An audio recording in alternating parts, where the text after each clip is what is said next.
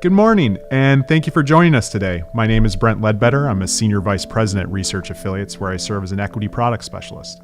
It's my pleasure to host today's webinar titled Cape Fear: Why Cape Naysayers Are Wrong. Robert Shiller's work on the analysis of asset prices led to his receipt of the Nobel Prize in Economics in 2013, and this work has come under fire as of late. Professor Shiller calculates a cyclically adjusted price-to-earnings ratio, hence the acronym CAPE, C-A-P-E, by placing current price in the numerator and a trailing average of 10-year earnings in the denominator of his ratio. This approach to smooth the earnings used in the denominator leads to a stable ratio we can use as a predictor of long-term returns. A low CAPE ratio means current prices are low. Low prices, or put differently, a sale on assets, suggests we should expect strong future returns.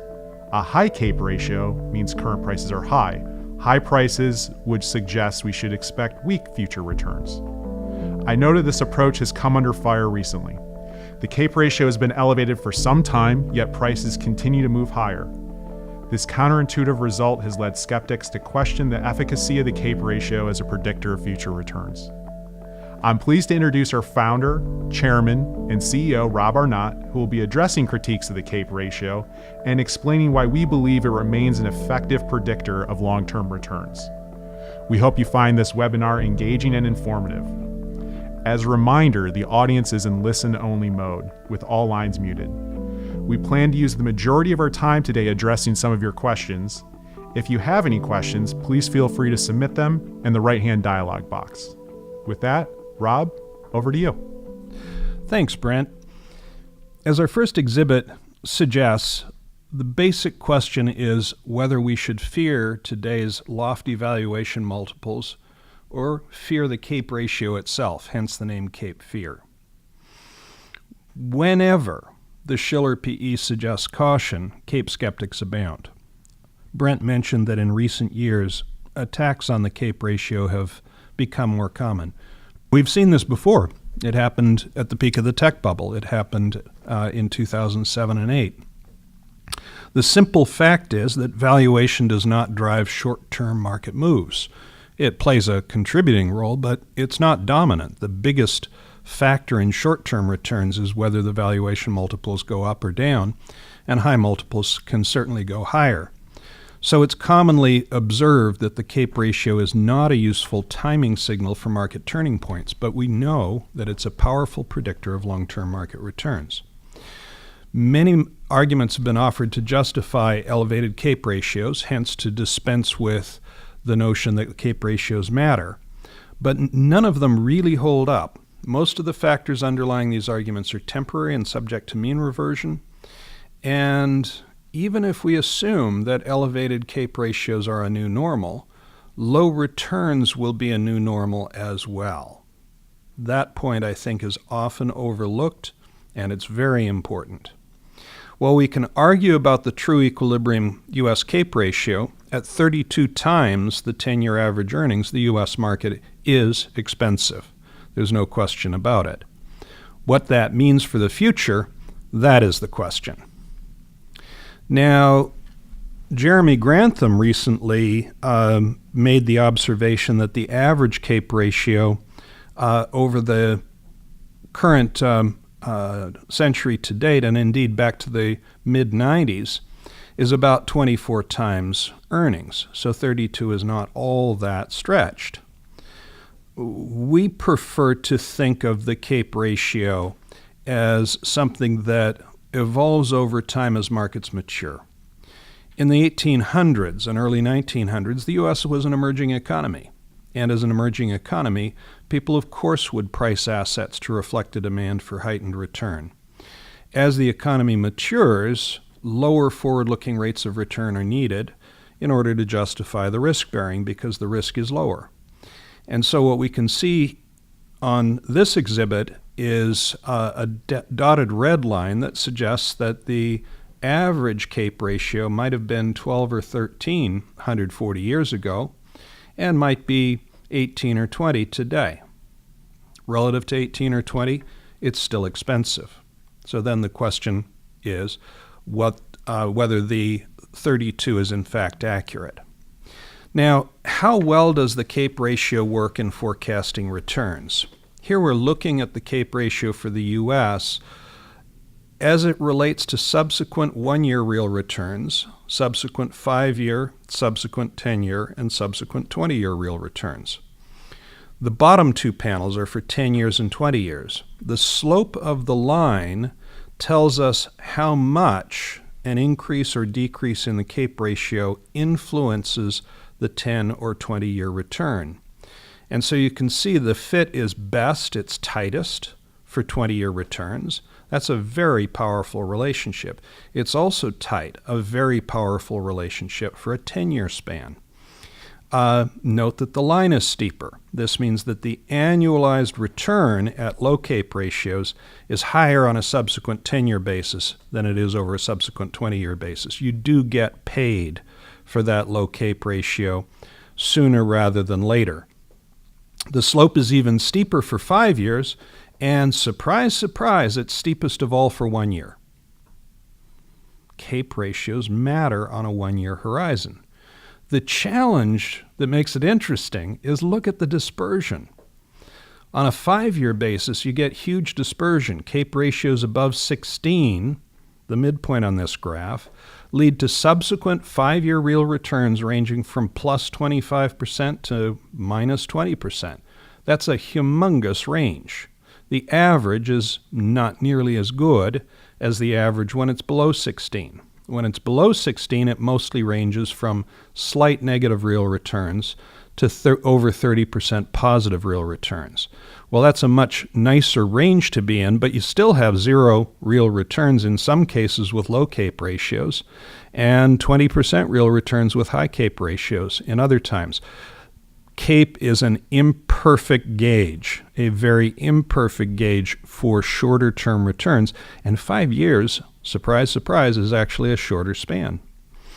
On a 1-year basis, the relationship is the strongest of all. The slope of the line is the steepest. But if I didn't draw that line, you wouldn't know where to put the line because the cloud of dots just looks like a big blob. And that blob of dots tells you that regardless of today's CAPE ratio, anything can happen. During the tech bubble ended with a CAPE ratio of 44. Well, to get from 32, where we are now, to 44 would imply well over a 30% continuation of a bull market. And so, yes, indeed, anything can happen on a short-term basis. But let's not ignore the fact of that slope. It is more likely that the market will disappoint at high CAPE ratios than at low CAPE ratios, and it's more likely that markets will reward us handsomely at low CAPE ratios than high CAPE ratios. So far, we're just looking at very simple, straightforward relationships. Well, CAPE has been studied endlessly in the U.S. What about other markets around the world? You saw that dotted or dashed regression line showing the slope of the relationship. And here we've done the same thing for 12 different countries around the world. Developed economies where we can take the data back far enough to matter. They're all downward sloping. The expected real return is much higher when CAPE ratios are low than when they're high. Japan is an outlier in terms of how high the CAPE ratio got. At the peak of the Japan bubble in 1989, the CAPE ratio lofted past 100. My goodness, that's expensive. And it's never been below 16. But notice that regression line falls right in line with the other regression lines. Subsequent returns in Japan have been lower from any various CAPE ratio than the other lines, which span a wider array of CAPE ratios. The U.S. result is slightly lower on the vertical axis, meaning returns in non-U.S. markets have generally been better at any given CAPE ratio, but not by a margin large enough to matter. Canada is the only outlier where the relationship is weak and the slope is shallow. I would draw attention to those slope numbers. what does that slope, which typically is about minus 0.1, what does that slope mean? It means that every 1% rise in the CAPE ratio is worth 10 basis points less in subsequent returns. Well, that's subsequent 10-year returns, which means 1% more expensive leads to 1% less future return on a 10-year basis. You have mean reversion on average over the next 10 years. You have the valuation tending towards the norm at a pace that equates to full mean reversion in 10 years. That's the norm. Let's turn attention to a question that underlies most of the comments of the CAPE skeptics. The suggestion is CAPE ratios don't matter, which tacitly means you can have high returns from high CAPE ratios. Now, the notion that a high CAPE ratio can be sustained, that's a relatively easy question to answer. Yes, it can be sustained for fairly long periods of time, and we've seen that over the last 20 plus years. Can high CAPE ratios and high returns coexist? The 20-year returns are far smaller than the 30 or 40 years previous. So the skeptics who think that CAPE ratios should be ignored have a variety of explanations for why the CAPE ratio should be ignored. The topic of structural changes in earnings per share growth comes into play. Again, Jeremy Grantham was one who raised this point, that U.S. has in many cases in global trade monopolistic power, which leads to the opportunity for higher structural earnings growth than in past cycles. But what's interesting to note is that earnings in the U.S. are already near record levels as a percentage of GDP. And in order for higher CAPE ratios to be justified, you don't just need higher earnings. Keep in mind the earnings are the denominator in a CAPE ratio. You need higher earnings growth. So the notion that U.S. monopolistic power has enabled us to have much higher earnings as a percentage of GDP than in the past. All right, let's accept that at face value and assume that it's true. It doesn't mean that the earnings growth will be higher. Demography has been suggested as an explanation of higher valuation multiples. Incidentally, our work in this field strongly supports this idea. A soaring roster of working-age adults that are approaching retirement, gosh, that's the baby boom, can be valuation indifferent buyers. They have to set aside money for retirement. They don't dare ask the question, should I not invest because the forward-looking yields and returns are too lousy? They have to set aside the money.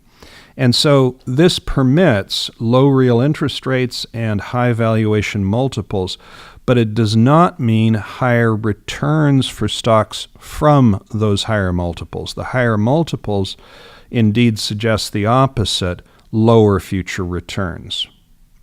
We've heard the argument that real interest rates, as low as they are, should sustain higher valuation multiples. Well, that depends on why the real interest rates are lower. If it's because of lower growth expectations, using the classic Gordon formula for valuation, if the numerator goes up and the denominator goes up, or if they both go down, meaning growth and the discount rate both go down, then the valuation doesn't change. So real interest rates aren't a good argument, and what really kills that argument is if you think low interest rates in the U.S. justify high multiples, why don't zero interest rates in Europe justify even higher multiples, and yet Europe's trading at half of our valuation multiples? We've identified a linkage between the risk in macroeconomic measures, economic volatility, and valuation levels. Recent volatility has been near record lows. That historically goes hand in hand with higher valuation multiples and a lower discount rate. The lower discount rate means future returns are lower. This is a common thread here. When CAPE ratios are high, you don't have to have markets crater. You don't have to have mean reversion for returns to be lower than in the past. Your yield is lower, and hence your forward-looking return is lower. So, the CAPE ratio can deviate from its historical norms for three broad reasons. One, changes in the future earnings growth rate. If the future earnings growth rate is likely to be higher, then the CAPE ratio should be higher, and even with higher CAPE ratios, high future returns are still possible. Past inaccuracies in earnings measurement, that can lead to an elevated CAPE ratio, which again is compatible with high expected returns until those past inaccuracies move out of the averaging period, which typically is a 10-year period. Changes in the discount rate? No, that cannot boost the returns at high CAPE ratios. It just means that at high CAPE ratios, you're going to get lower expected returns. Lower discount rate means low future returns, plain and simple. Now, high earnings are not enough to portend a high CAPE ratio. High earnings mean that the denominator is increased, so the price can be increased. You can have high markets, but high earnings levels aren't enough to push the CAPE ratio well above historic norms. Only earnings growth can do that. Now, earnings growth is cyclical. There's this lovely graph here showing earnings going back nearly 140 years.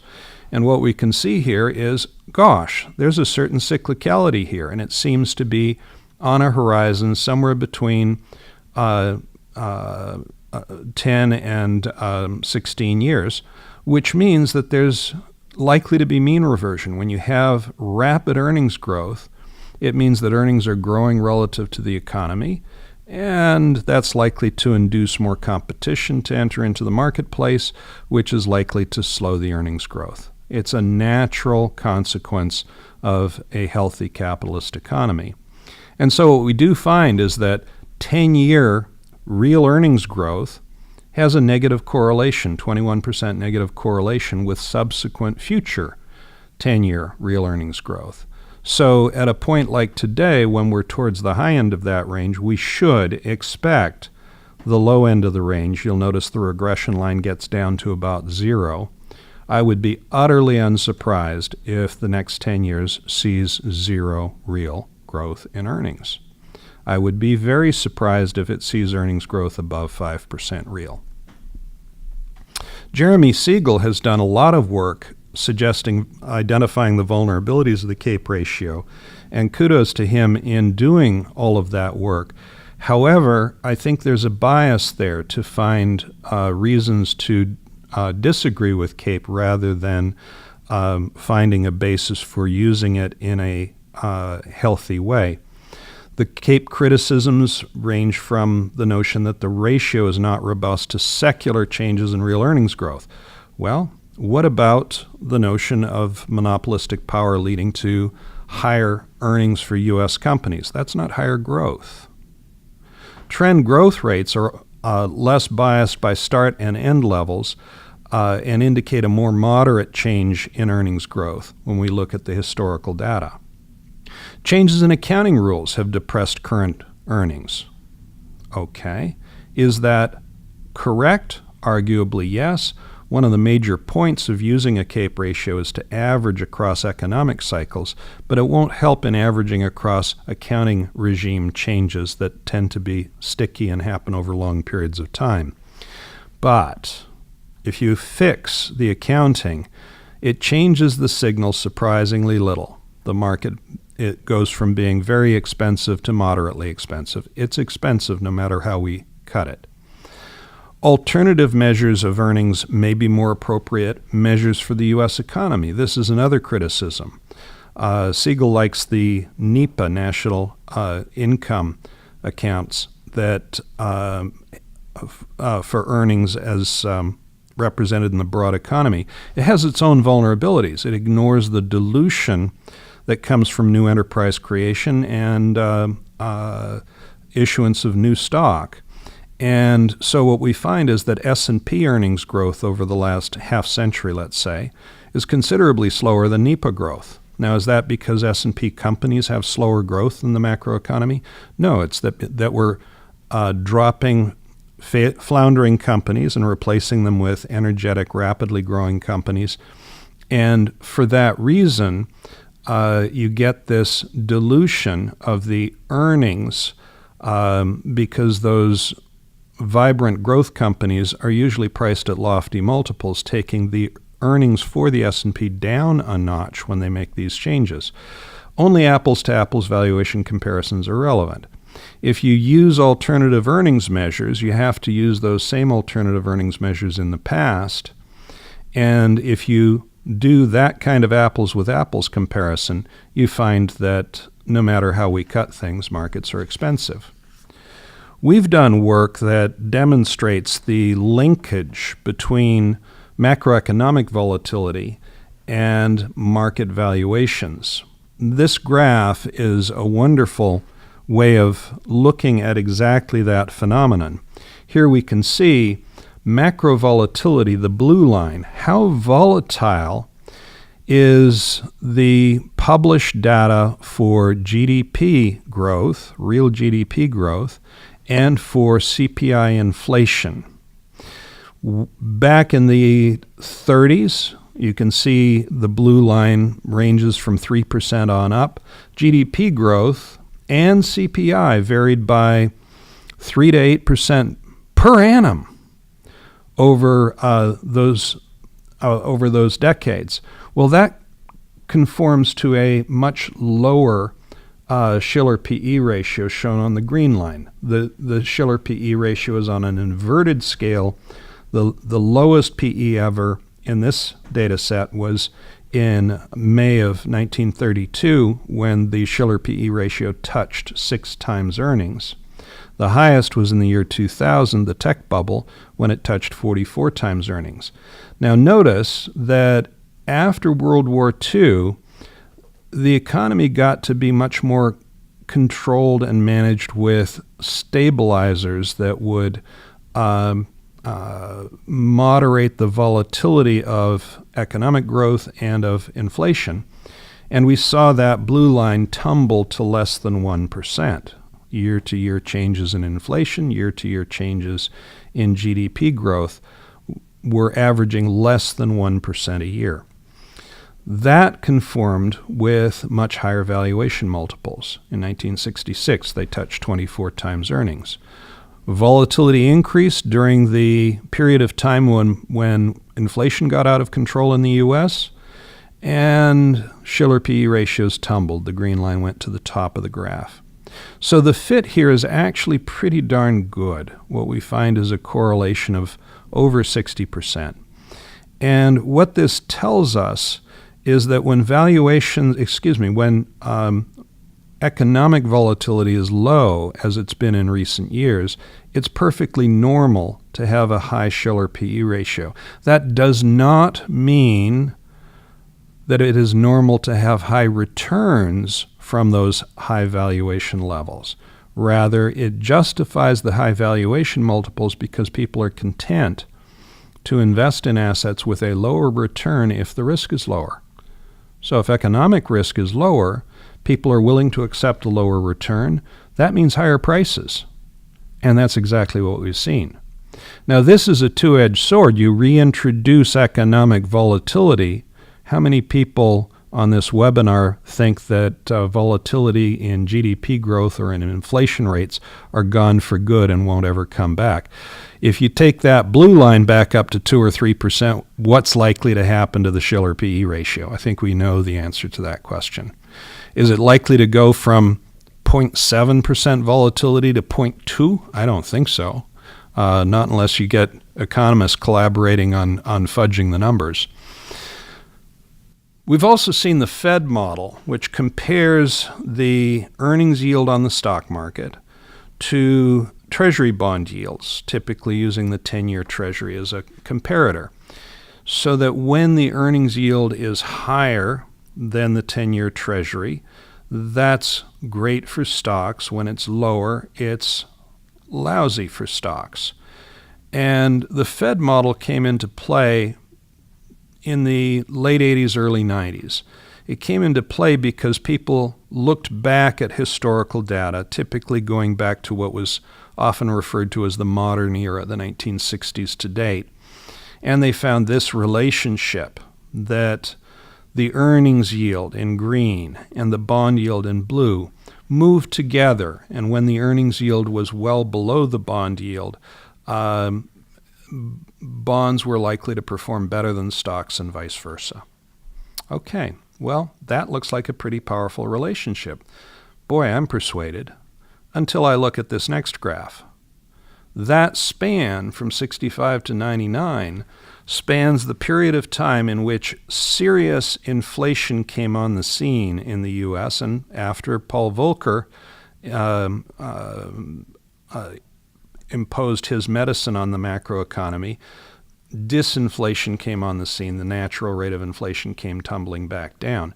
Okay, so if inflation is high, you'd better have high bond yields because part of the bond yield is the expected inflation rate, hence the blue line going high.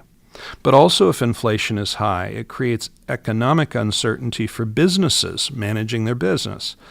And by creating that economic uncertainty, you find that people want a higher earnings yield, a lower PE ratio, so that the forward-looking return can be better to reward them for that added dose of uncertainty. So soaring inflation meant soaring bond yields and soaring earnings yields. Tumbling inflation is what allowed the monster bull market from 1982 to 2018 in both U.S. stocks and bonds, that secular bull market, to deliver the kinds of returns folks now view as normal. Just as an aside, they're not normal. Now, you look outside of that span to a period of time when inflation was not a normal part of the landscape, and you find, gosh, the Fed model didn't work at all from 1871 to 1961, a span of upwards of 100 years. And, it hasn't worked since 1999 either. What's different? What's different is that during these periods of time, inflation was generally moderate, and because inflation was generally moderate, the two asset classes could march to their own drummer. Now, I'm often asked, what's the catalyst? If the CAPE ratio is high today, and if you think it's going to go lower, what's going to cause that to happen? Well, catalysts, by definition, are always a surprise. You can't have a catalyst that's known to everybody, fully expected, and not in the price. What can cause the CAPE ratio to tumble is a variety of factors. I think the most important is demography. I talked about baby boomer generation ranging in age from 55 to 75. That baby boomer generation is passing through and beginning to exit its most productive years. Many baby boomers are in a panic about how they're going to survive or thrive in retirement. And so they want to build their financial asset base. In so doing, they become valuation indifferent buyers. Now, when they retire, they're no longer earning money. They need to convert financial assets into goods and services to consume in retirement. This means that they become valuation indifferent sellers. No matter how cheap the market is, they have to sell. Well, there are folks who say the next generations after the baby boom are bigger than the baby boom and can certainly become valuation indifferent buyers of the assets that baby boomers want to sell. Fair enough, except as a percentage of the population, we're entering in an era in which the percentage of retirees is unprecedented. So you have an unprecedented share of the population that is valuation indifferent sellers. You can see on this graph that we've done work fitting the natural stock market yield to the age profiles of the economy, and then looking across the G8, the 8 largest developed economies in the world, and asking the question, the demographics in these economies would normally align with what natural stock market yield? Now, of course, stock market yields are driven by a whole array of factors, not just demography. But demography has about a 30% explanatory power here. About 30% of the variation in PE ratios, Shiller PE ratios over time, are fully explained by demographic profiles. Pretty astonishing. What we see is that the natural stock market yield back in the 70s, when markets were in the doldrums, for the G8 was about 3.5%, just based on demography alone. Now, of course, it reached 5.5% to 6% in the worst days of the bear market in '82, but this was a pretty good center point for what was happening in the bull and bear markets at the time. We saw the market soar through the year 2000, setting the stage for lofty valuation multiples over the last quarter century. Well, that's wholly consonant with the demographic profiles that we see. Where does the green line go next? It's already halfway up to where it's likely to be headed. Based on demography alone, our work would suggest a 5% natural yield in about another 15 years. Current yields for global portfolios are in the high 2s. For the U.S., a little below 2. What allows yields to be so much lower than the demographically natural levels? Central bank intervention is one of many reasons. If you pile enough money into the economy, of course, you're likely to drive valuations up and yields down. But look at the blue line. The blue line suggests that the emerging economies of the world have a natural yield that's lower than the developed world at this stage. Why? Because their median population is under 30 collectively. Some countries higher. China, it's about 37. And as you look across the emerging economies, their demographic profile is improving, not eroding. That is to say, you're getting more and more people into the phase of life where accumulation of financial assets is a natural pattern. And so this means that the average BRIC yield should be lower than the average G8 yield based on demography alone by about 1.5% to 2% for the next 30 years. Well, it's not lower. Currently, it's higher, which suggests that there's a disequilibrium here that could be massively profitable for patient investors. Earnings growth could face downward pressure. This is another thing that is easy to overlook. We're so prone to assuming past is prologue. When earnings growth has been robust, the temptation is to think future earnings growth will be robust. And yet what we find is that long-term earnings growth rates tend to roughly match GDP per capita growth rates, not aggregate GDP rates. It's beyond the scope of this call to dive into the reason behind that.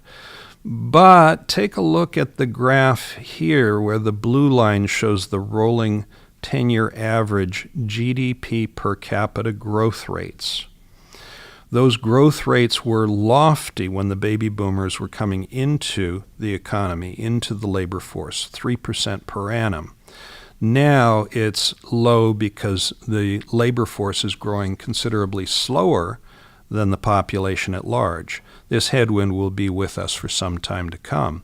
Low earnings growth can lead to tumbling CAPE ratios, just as high earnings growth can propel CAPE ratios higher. The growth in profits as a share of GDP is also troubling. Here we see the blue line against the scale on the left, where corporate profits as a share of GDP from 1947 until 2005 averaged about 6% of GDP. Now, it swung in a wide range. You had recessionary troughs down in the 4 range and growth surges up in the 8% range. But since then, since 2005, we've gone to a new regime where the profits as a share of GDP have averaged about 9.5%. Now, the bulls are saying earnings are going to grow from here rapidly. Okay, let's take that at face value and ask, what does that imply for corporate profits as a share of GDP?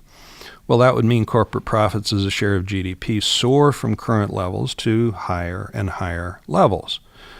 Well, how does that happen?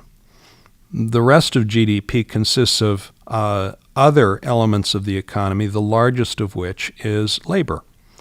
And we can see on the green line that wages, and this includes wages, bonuses, and whatnot, as a share of GDP has tumbled from ballpark of 51% of GDP to ballpark of 43% of GDP. If labor enjoys a smaller and smaller share of the economy, I think we see populist rebellion. I think we see the pitchforks coming out. And so I look at this and I think, gosh, high profits are a wonderful thing, but some of it's got to ripple through to the broad population, else populist movements will get out of control. And populist movements can lead to some very unpleasant political outcomes. Just witness what's happened in Venezuela, which has gone from one of the most prosperous economies in Latin America to an economic basket case and a human rights catastrophe. What is right with the CAPE ratio? Why do we think the CAPE ratio is such a good idea? We don't argue that it's perfect, but we think it's a very powerful metric for framing the discussion of where markets are likely to be headed.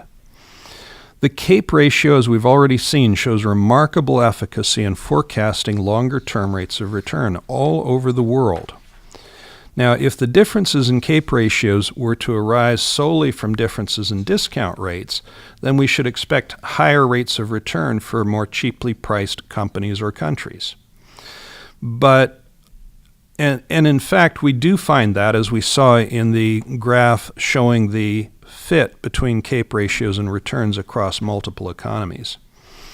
The rationales offered to justify high CAPE ratios in the U.S. apply no less in Europe and Japan. The notion that low interest rates should sustain higher CAPE ratios. Well, Europe and Japan have zero yields, so why aren't their CAPE ratios double ours instead of half of ours? Then you look at demographic conditions, the demographic profiles temporarily propping up U.S. valuations. Well, why isn't Europe enjoying the same effect? Low macro volatility propping up CAPE ratios. Well, there's low macro volatility across the developed world. Why on earth, if the CAPE ratio is so flawed, and if returns can be high from current CAPE ratios, why on earth are CAPE ratios not at least as high in Europe and Japan as they are in the U.S.? Now, we note that mean reversion is a very important part of the return. When from our website, the Asset Allocation Interactive website, we forecast long-term real returns, and it falls in a wide range. For the U.S., 0.4% as of last October, and it's ranged down as low as 0.0% at the peak in January. And so that's an awfully low real rate of return. Does that mean we're perma-bears who hate equities? Not in the least. Our outlook for the UK is 6% real. Our outlook for Australia is 6.5% real. Why are we so much more favorably disposed to those economies? Well, look at the gray bar. The gray bar is the yield. If you're paying out 4.5% dividend yield, then that will give you an awfully good real return, even if there's no change in valuations. The gold bar tells us what will happen to returns if valuations go halfway back to historic norms. Why do we choose halfway? We're currently at a 32 Shiller PE ratio. Some people argue that's a new normal. Let's say it is a new normal, and valuations stay at 32 times. Then there's no return due to mean reversion in valuations. Let's say alternatively we move all the way back to historic norms. Well, then we're looking at 6% per annum hit to returns as a consequence of mean reversion just in the valuation levels. Going halfway seems to us to be a healthy compromise and a recognition that valuation levels can remain sustainably higher or sustainably lower for surprisingly long periods of time. This is Arnott in the direction of Jeremy Grantham's thesis that Shiller PE ratios are naturally much higher today than in the past. Maybe so. Take a look at Exhibit 25, and here what we see is that if we're willing to accept that higher CAPE ratios are here to stay, it doesn't mean that forward-looking real returns will be particularly brilliant. The yields are low and so forth. And as we look across U.S., developed ex-U.S., and emerging markets, we find the CAPE ratio isn't alone in suggesting vulnerability. CAPE ratio is very near its top decile, 89th percentile by historic standards. Wow, that's expensive. There's got to be other measures where it looks cheaper. Well, on the Tobins Q, it's 69th percentile, but on price to sales, it's 95th percentile. What about developed economies outside the U.S.? On a CAPE ratio basis, they're 46% cheaper. But on a price to sales ratio, they're only 36% cheaper. On a Tobins Q basis, they're 47% cheaper, averaging 41 to 42% cheaper. Well, that's a heck of a discount. Emerging markets are an even bigger discount. The CAPE ratio is very near the bottom third of the historical norms. Just as an aside, CAPE ratio for value is even more stretched, ranging into the bottom decile of historical experience. So value stocks in emerging markets we think are a particularly interesting opportunity. But that discount ranges from 35% discount on price to sales to 60% discount on Tobins Q. Bottom line is we see uniform evidence that the U.S. is somewhere between expensive and extremely expensive, and ample evidence that developed ex-U.S. stocks are somewhere around 40% cheaper and emerging market stocks somewhere around 50% cheaper. Generally true no matter what measures you're using. That's powerful. Let's open it up to questions. Thanks, Rob. While we're compiling the questions for the Q&A segment, I'd like to take a moment to highlight that this is only the most recent in a series of webinars we've hosted covering topics such as our research into factor investing and asset allocation. Replays of our past webinars are available on our website. Speaking of asset allocation, I also want to mention an online tool we offer called Asset Allocation Interactive, where investors can view various asset classes and model portfolios. Their forward-looking returns, probability of those returns. You can look at things like volatility, correlations. You can even create your own custom portfolios all on that tool. So with that, let's go ahead and move to the Q&A session. As a reminder, if you have any questions, please submit those in the right-hand side dialog box. We'll try to get as many as we can. And one of the big perks of hosting is I get to ask my question first while we're going ahead and compiling the others. So my first question, Rob, you mentioned in looking at the scatter plots of the predictability of CAPE as a tool for predicting future returns, we saw 10-year, 20-year, 5-year, 1-year. You mentioned that CAPE is an imperfect gauge for 1-year returns. My question is there such a thing? I know there's no perfect gauge. Is there such a thing even as a reliable gauge of 1-year returns? Well, I haven't found it. Folks who I know in the business haven't found it. Anyone who has found it probably owns their own island somewhere.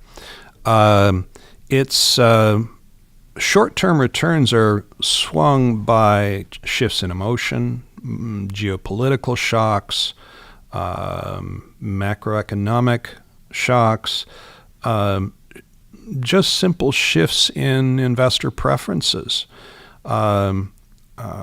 rumors, you name it.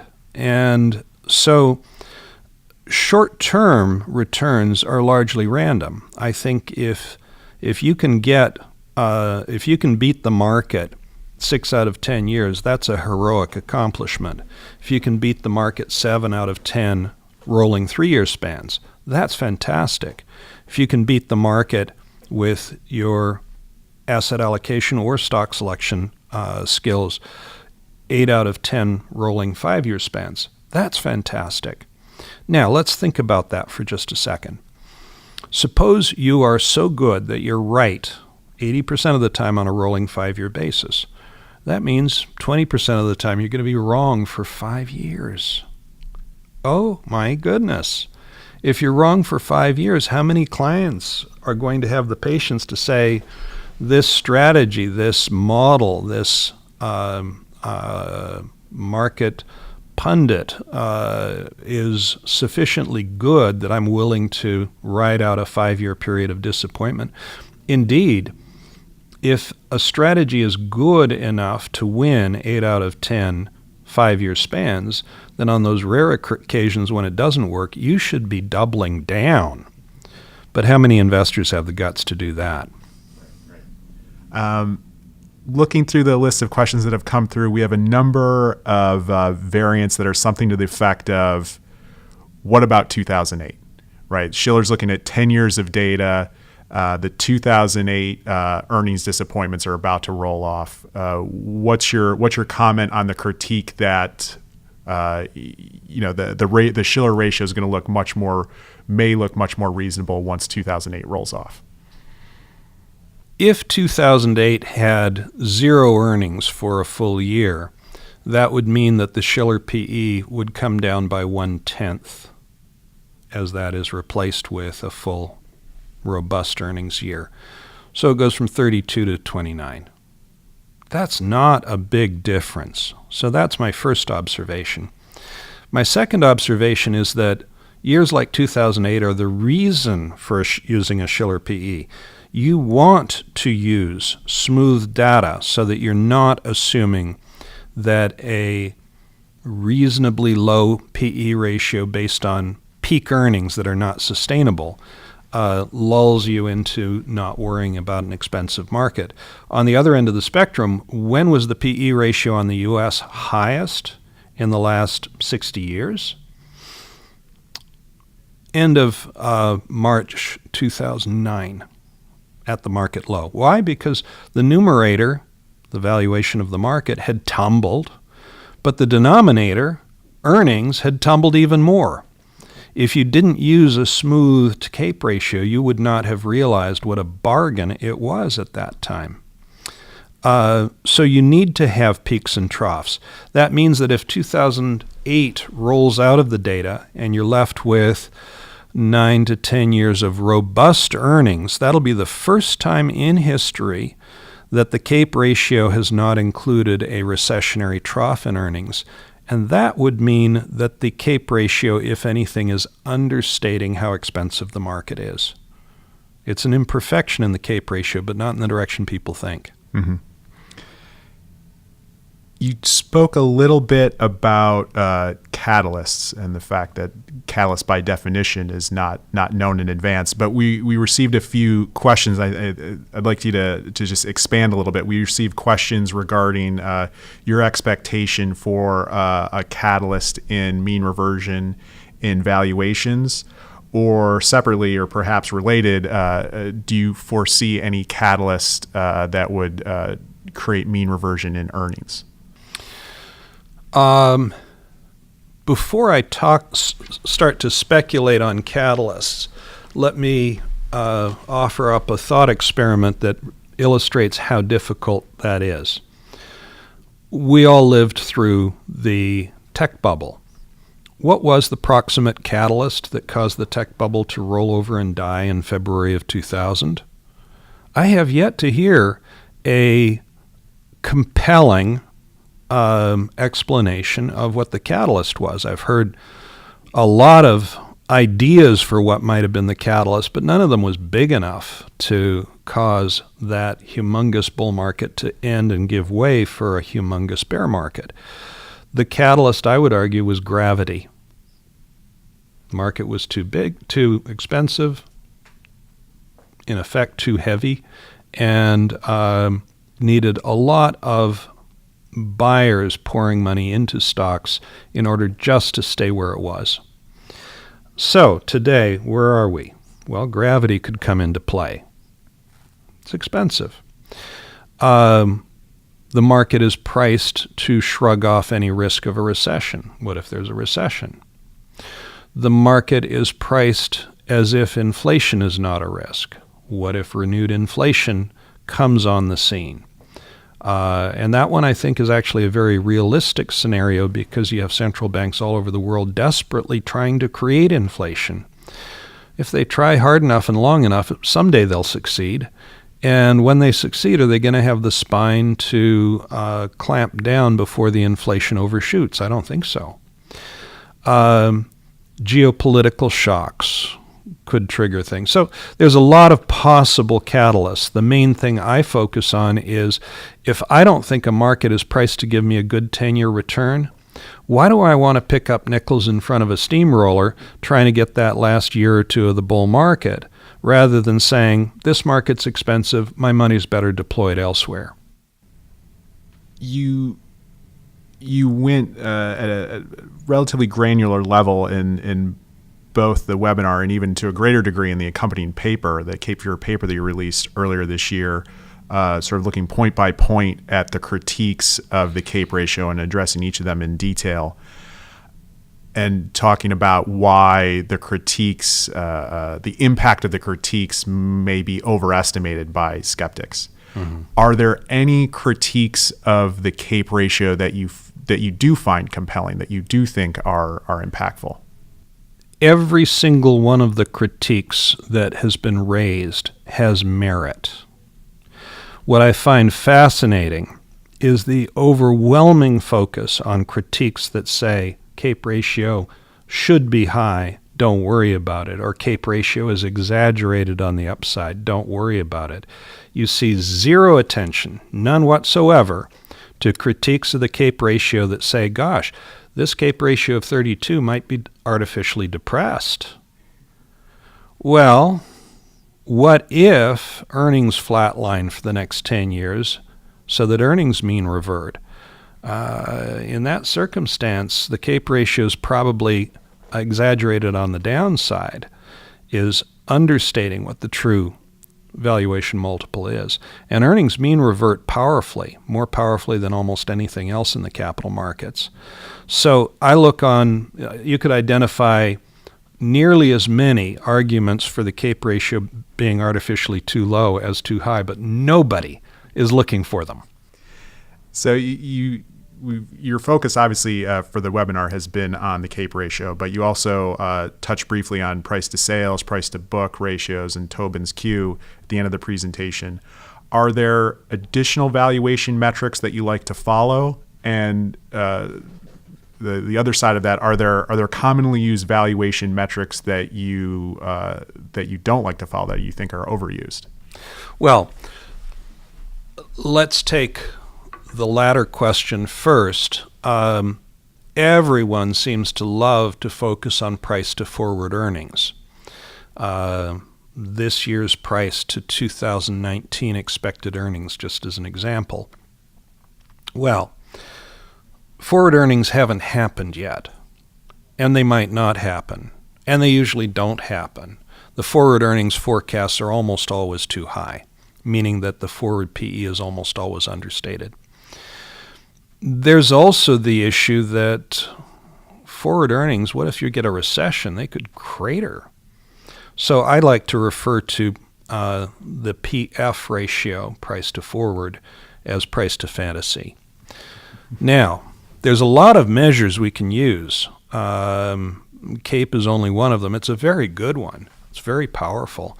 But you can use market cap to GDP. That's Warren Buffett's favorite measure. That is only just shy of the 2000 peak. There's price to sales. We're in new territory, higher than the 2000 peak.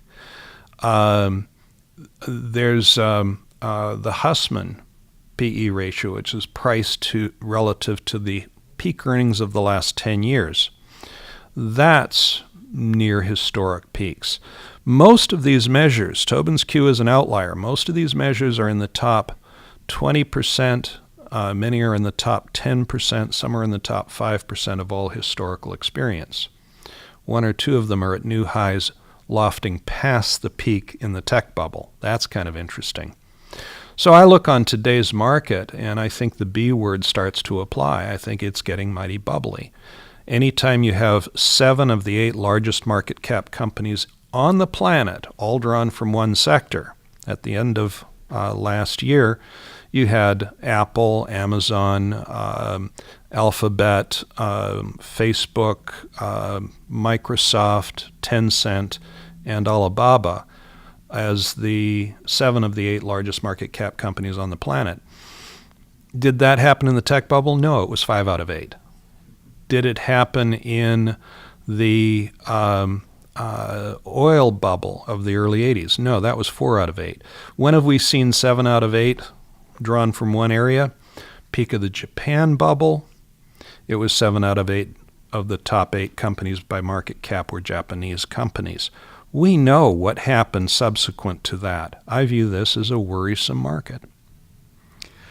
I want to switch gears just a little bit for the last couple of questions. We received a few questions on some of the demographic slides that you included, and the members of the audience that have been listening to you for a while or reading your papers for a while are quite familiar with the work you've been doing on demographics for quite some time now. Going back to your 3 Ds that you were talking about: debt, deficit, and demographics and their impact. And you spent some time talking today about the forecasting error, the lack of perfect predictability as it comes to looking at future returns. We don't have the same problem with demographics, right? We have a pretty good idea how many 50-year-olds there will be in the U.S. in 2028. At a minimum, we know there won't be more than there are 40-year-olds today. So my question is, given what you're showing as very impactful takeaways from a variable that we have a pretty good idea of what it's going to be in the future, why is it, do you think, that we don't hear more about demographics, that people don't spend more time talking about the impact of demographics on growth and returns? A couple of reasons. One, another B word, boring. That work that we did on the 3D hurricane, deficits, debt, and demography, is just as relevant today as it was when we first started talking about it back in 2008, almost a decade ago. But do people want to hear the same thesis month after month after month? No, we're working on other things, new things, and we are always going back to that work to see what does that work tell us today, because it does have merit, it does have relevance. The other thing that I think is important to note is that the age cohort that is best for capital markets is those age 40 to 60. Those are the people who are getting old enough to start to worry about retirement and whether they'll have resources to retire, and young enough to be in their peak productivity years. The population that is best for GDP growth is the population age 20 to 40. It's a different population. The reason for that is very simple, and you can think of your own career trajectory to understand exactly how this works. When was your productivity growing fastest? In your 20s. When is your productivity at the highest? 40 to 60. I can even prove that. Are you more productive than you were 5 years ago or 10 years ago? If you're not in your 60s, you'd probably say, yes, I'm more productive. That means your productivity has risen. It also means your productivity will rise. You will be more productive in your 40s and 50s than you are if you're currently in your 20s or 30s. And so peak productivity aligns with those years of saving and investing. That's why you find that the richest countries in the world have a lot of gray hairs. The fastest growing economies in the world have a lot of young adults. The economies that have a lot of teenagers and not a lot of young adults, where the median age is 20 or less, those tend to be frontier market basket cases. Would you trust the management of the economy to your teenage kid? I don't think so. If that's the majority of the population, you've got a basket case until the population enters that 20 to 40 range as the median age. So there's a lot of lessons to be learned, but we don't hear a lot of focus on it because the message doesn't change from year to year. Final question, we're running out of time, but final question. We had a few listeners that are looking for you to expand a little bit on one of the points you made on slide 18, looking at the natural yield for developed versus emerging markets. Just to clarify, is the implication that given the natural yield is lower in the BRIC countries, yet the actual yield is currently higher in the BRIC countries than the G8? Is the implication that we should expect outsized returns from those BRIC countries relative to the G8? The key word is relative.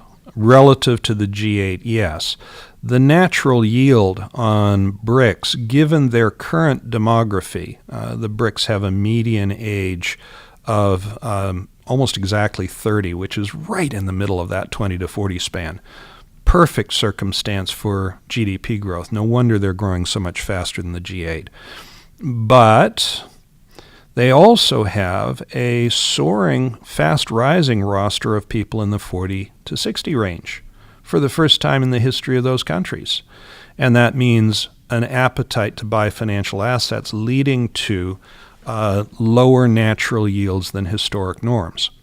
So the good news is emerging economies are kind of in their peak years for the health of the capital markets and the likely valuation levels. They also age, so this line goes up, meaning the natural yield rises in the years ahead. So one lesson here is very simple, and that is the emerging markets economies are in that phase where the accumulation of financial assets is likely to be a big theme in the next 20 years. And that'll hold those markets richer than the developed economies, which are entering the phase where there's just a ton of people who are valuation indifferent sellers. You also, as the questioner pointed out, have the added phenomenon that central bank intervention has propped up the valuation multiples and held down bond yields and stock market yields artificially.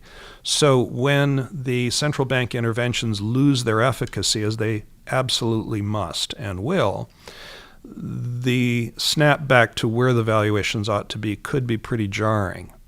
And for emerging economies, that could actually lift a lid for their valuations. Not initially, they'll have a sympathy decline, but on a longer term basis to perform much better as they revert to their mean. Bottom line is, I think the questioner has it exactly right, that we're looking at a scenario in which BRICS ought to have better returns than G8 anyway, and any sort of mean reversion is likely to depress G8 returns and bolster emerging markets returns rather handsomely in the coming 5 to 10 years. As an investor, I love to look at longer-term returns. Can this market loft much higher in the next 18 months? Of course it could. Or it could be much lower 18 months from now. I don't know. I do have high confidence that the 10-year return is going to be lousy, so why bother? Well, Rob, thank you very much. Thanks for taking the time. And thank you very much to everyone that dialed in and listened this morning. Thank you very much for joining us. All the best. We've run out of time. There's still a number of questions that have gone unanswered. We certainly appreciate everyone's interest, and we'll be sure to follow up with answers to all the questions we didn't get to today. So expect to hear from someone on our relationship management team who will get back to you with a response. Additionally, a replay of this webinar will be available on researchaffiliates.com by later this afternoon. If you're part of our mailing list, you'll be notified when all these materials become available. For those of you that aren't yet subscribed, you can do so on our website. And again, to everyone who joined, thank you for spending the last hour with us here at Research Affiliates. Finally, before you go, we always appreciate feedback. We have a short 1-minute survey that'll appear on your screen, and we hope you'll take the time to share your impressions of today's webinar and how we can make these even more useful for you in the future. Thank you again for taking your time with us today.